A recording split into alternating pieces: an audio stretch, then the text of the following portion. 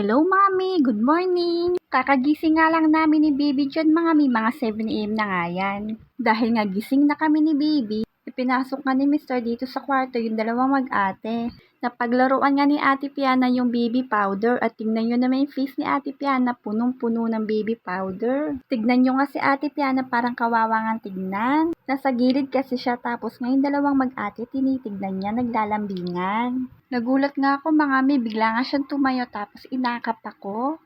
Gusto lang pala magpalambing ni Ate Piana, Ang sarap nga sa piling, kapag nga may mga ganitong eksena sa mga anak natin. Nakakawalang pagod nga. Hinanda ko nga yung damit ni Baby, dahil nga papaliguan ko siya. At nung natapos ko nga paliguan si Baby, ayan nga, tamang video lang. Bibihisan ko na nga dapat si Baby. Kaya lang nag-uumpisa na nga siya umiyak. Kaya naman hindi ko nga hinayaan na umiyak si Baby. Kinuha ko nga tong laruan niya para nga aliwin siya. Tapos nun maya-maya okay na binihisan ko na nga si Baby na mabilisan. Sobrang likot na nga bisa ni Baby, hindi na nga tulad ng dati. Dumada pa nga siya tapos tumatagilid pa. 4 months na kasi si Baby. Ang bilis ka ng araw, parang kailan lang nga nung pinanganak ko si Baby. Hay, hindi mo talaga namamalayan paglipas ng panahon, lumalaki yung mga bata. Nung natapos ko nga bisan si Baby, pinainom ko nga siya ng vitamin. Yung pinapainom ko nga vitamin kay Baby, recommended ng pediatrician niya. At ito nga ang name ng vitamin ni Baby, Bonvita Vitamins, with taurine and chlorella growth factor. Pang morning nga pala to, Bonvita Vitamins. At meron din palang iniinom si Baby pang evening. At pagkatapos ko nga painumin siya ng vitamin, in-apply ko nga to sa face ni Baby, Unilove Vegan Baby Cream. Since gamit ni Baby to nung newborn pa siya, pumuting at kuminis pa yung face ni Baby dito. Dinadalian ko nga kasi nga naghihintay sa akin si Ate Piana. Tapos pinahiran ko nga si Baby ng asyete masanilya para iwas malamigan siya. Pagkatapos, lininis ko nga yung ilong niya. Nung natapos na nga ang morning routine ni Baby, saka ko naman hinanda yung damit ni Ate Piana na susuotin niya.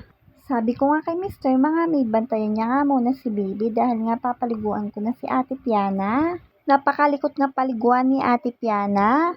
Pati nga ako nababasa ng tubig. Tapos yung poset nga palagi niya nga sinisindi. Gustong-gusto niya pinaglalaruan. Anyway, natapos ko na nga paliguan si Ate Piana. Sakto, natapos na. Umiiyak na nga si Baby. Kaya naman, binihisan ko na nga si Ate Piana. Mabilisan ang pagkilos, bawal nga ang pakupad-kupad. Ayan nga, habang binibisan ko nga si Ate Piana, ang likot-likot. Hindi ko pa nga natatapos bisan si Ate Piana, tumatayo na. Anyway, palagi nga namin kinakabitan ng towel sa likod si Ate Piana dahil nga pawisan siya. Sinuklay ko na nga yung hair niya. Pagkatapos, in-apply ko nga ito sa face ni Ate Piana. Unilove Vegan Baby Cream. Nakaka-moisturize ng skin. Pwede sa face and body ni Baby. Pwede din siya sa newborn and enough, Para sa akin, trusted baby brand ko na to. Anyway, kakatapos ko nga lang maligo.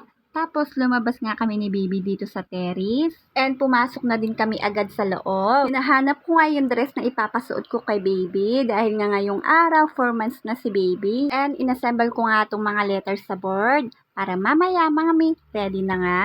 Nung natapos na nga ako sa board, binisan ko na nga si Baby. At ngayong araw, samahan nyo kami sa DIY photoshoot ni Baby. Yung dress na ipapasuot ko kay Baby is pinagamitan na ni Ate Piana nung 3 months pa siya. Natapos ko na nga bisan si Baby. Eto na nga, napaka-cute niya. Lumabas na nga ako ng sala para nga i-prepare yung DIY photoshoot ni Baby. At nung natapos na nga, hiniga ko na nga si Baby. Kumukuha nga ako ng tiyempo para maging maganda yung kuha ko nga kay Baby. At eto nga si Mr. Sinubuan nga ako ng kutsinta.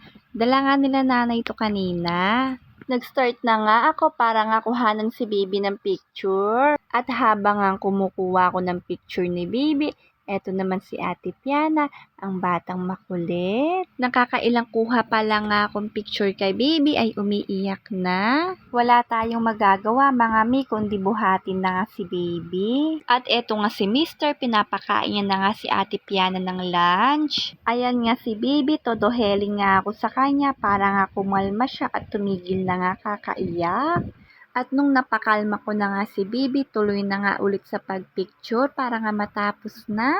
At nung natapos na nga kami sa DIY photoshoot ni Baby, iniligpit ko na nga din yung gamit at pinalitan ko na din ng damit si Baby. Pinalitan ko nga ng diaper at damit si Baby. Ang ending, bigla nga siyang nag-poop mga mi. Minsan, hindi mo talaga maiiwasan yung mga ganitong eksena. Tapos, bigla siyang magsusuka or magpupoop. Mabuti na lang nga hindi nga nalagyan yung damit ko. Dahil nga madalas nagpapalit nga ako ng damit. Anyway mga mi, hanggang dito na lang. Maraming salamat sa panonood. God bless! Naway pagpalain tayong na may kapal at more blessing to come mga mi. See ya next vlog!